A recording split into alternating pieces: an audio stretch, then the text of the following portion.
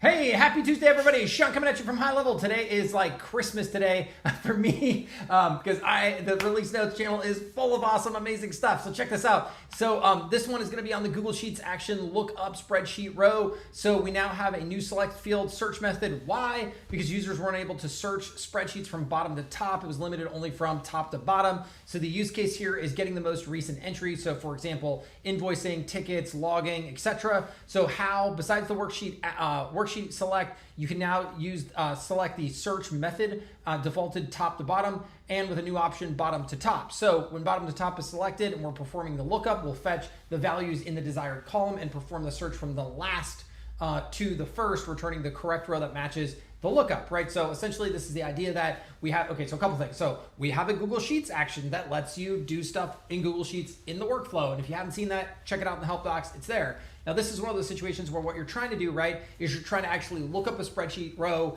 in the sheet because you want to update it. But a lot of times you want to do it in reverse order, right? Because maybe you're going sequentially, like, I don't know, let's say in time, like from oldest to newest, and the newest is at the bottom. And so when you do the lookup, you want to start at the bottom to do the lookup, so that as you do the lookup from the bottom all the way up, you're going to grab the latest, versus if you went the other way, you grab the oldest, right? So that's what this fixes. And so there's a doc on this. I'll post it up, but you can see right here, as you can see when you do the select search order, here's what's new now.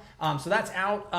For those of you who are using the action, you'll totally get exactly what's up. And actually the easiest way to get to the docs, by the way, is literally just go and hit up ideas.gohighlevel.com, hit the changelog here, and then you'll drop into this doc and you'll see all of that. So anyways, hope all of you are having an amazing Tuesday, and I will see you in the next video. Thanks.